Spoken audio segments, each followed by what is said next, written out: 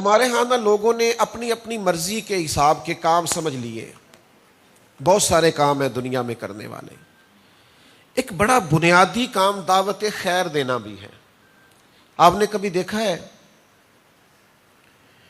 کسی بلڈنگ میں، کسی گھر میں، کسی چوک میں آگ لگ جائے تو ارد گرد کے سارے پڑوسی دوڑ آتے ہیں، پائپ لے کر، پانی لے کر، کچھ لے کر. ان سے اگر آپ سوال کریں نا کہ میاں وہ آگ تو فلاں کے گھر میں لگی ہے، فلاں کی دکان پہ لگی ہے، فلاں کے کھیت میں لگی ہے، فلاں آدمی کی بلڈنگ اور مارکیٹ میں لگی ہے، تو آپ سارے کیوں پانی پہ دوڑ رہے ہیں اور سارے کیوں جدوجہد کر رہے ہیں؟ تو زبان حال سے ہر آدمی آپ کو جواب دے گا کہ جب آگ لگتی ہے نا تو وہ یہ تھوڑا دیکھتی ہے کہ گھر کس کا ہے. جب آگ لگتی ہے تو وہ یہ تھوڑا دیکھتی ہے دکان کس کی ہے. جب آگ پھیلتی ہے، اپنی لپیٹ میں لیتی ہے، تو یہ تھوڑا دیکھتی ہے کہ مارکیٹ کا مالک کون ہے. آگ آگ ہوتی ہے، آگ اندھی ہوتی ہے. اگر اسے بجھایا نہ جائے تو وہ تمیز نہیں کرتی، وہ فرق نہیں کرتی. جو اس کی لپیٹ میں آئے اسے اپنی لپیٹ میں لے لیتی ہے. سیلاب آ گیا، بند ٹوٹ گیا، کسی دریا کا، کسی ندی نالے کا، کسی ایسی جگہ جس کا پانی آئے گا فصلوں کو، آبادیوں کو، گھروں کو نقصان پہنچائے گا، تو سارے لوگ وہ بند باندھنے کے لیے دوڑ پڑتے ہیں. کوئی مٹی لا رہا ہے، کوئی ریت لا رہا ہے، کوئی حکومت کو اطلاع دے رہا ہے، کوئی کچھ کر رہا ہے، کوئی متعلقہ اداروں سے بات کر رہا ہے، سارے آ رہے ہیں. تو ان سے پوچھا جائے گا کہ میاں آپ کا تو گھر قریب ہے ہی نہیں، آپ کا تو کھیت ہی پاس نہیں، آپ تو دور وہ دوسرے تیسرے محلے میں رہتے ہیں. اس سے اگر متاثر ہوں گے بھی تو قریب والے گھر ہوں گے، قریب والا کھیت پانی سے متاثر ہوگا. تو وہ آگ بجھانے والے اور سیلاب روکنے والے سب آپ کو یہی کہیں گے کہ جب سیلاب آتا ہے تو وہ یہ تھوڑی دیکھتا ہے گھر کس کا ہے، وہ یہ تھوڑی دیکھتا ہے کہ مکان کس کا ہے، وہ یہ تھوڑی دیکھتا ہے فصل کس کی ہے اور کچی ہے کہ پکی ہے. جب وہ آ جاتا ہے پھر وہ سب کچھ بہا کے لے جاتا ہے. بس آپ بات سمجھ گئے. میں مثال دے کے تھوڑا سا آپ کو اپنی بات سمجھانے کی طرف لے آیا. میرے بھائیوں یاد رکھنا، سب مل کے آگ بجھاتے ہیں، سارے مل کے سیلاب کیوں؟ وہ اس لیے کہ سب کو پتہ ہوتا ہے اگر یہ روکا نہ گیا تو میرا گھر بھی اس کی لپیٹ میں آ سکتا ہے، میرا کھیت بھی آ سکتا ہے، میری دیوار بھی گر سکتی ہے.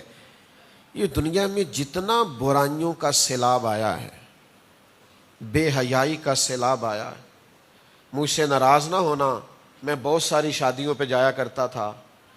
کم از کم مسلمانوں کے اندر اتنی تمیز باقی تھی کہ ایک طرف مرد بیٹھیں گے، ایک طرف عورتیں بیٹھیں گی اور بیچ میں پردہ لگایا جائے گا.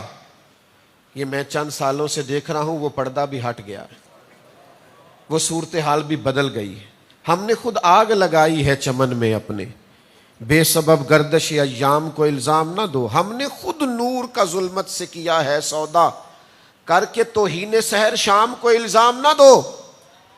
اکبر الہ آبادی کہتے ہیں بے پردہ نظر آئیں کل مجھے چند بیبیاں، اکبر زمین میں غیرت قومی سے گڑ گیا. پوچھا جو آگے بڑھ کے ان سے کہ تمہارا پردہ کدھر گیا؟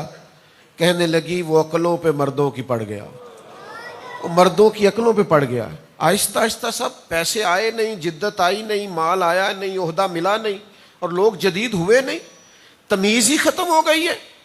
خیال ہی نہیں رہا پردہ کس چیز کا نام ہے. وہ کسی فقیر نے کہا تھا میرا تو پوتا بازار سے ایک ٹافی لینے گیا تھا، چاکلیٹ لے کے آیا تھا، تو وہ چاکلیٹ جب تک با پردہ تھی مکھیوں سے بچی ہوئی تھی، اور جیسے ہی اس نے اس کے اوپر سے ریپر اتارا ہے تو مکھیوں نے حملہ کیا ہے، گندگی آ گئی. آپ کو پتا ہے جب تک حیا کی چادر لوگ اوڑے رکھتے ہیں وہ گندگی سے بچے رہتے، لیکن جیسے ہی وہ چادر ہٹ جاتی ہے. میں اس لیے تنقید نہیں کر سکتا کہ جتنی بھی بیاہوں میں شادیوں میں لوگ موجود ہوتے ہیں وہ غیر تو نہیں ہیں، وہ ہمارے اپنے ہی ہیں، لیکن ہم سب تمیز بھول جائیں گے.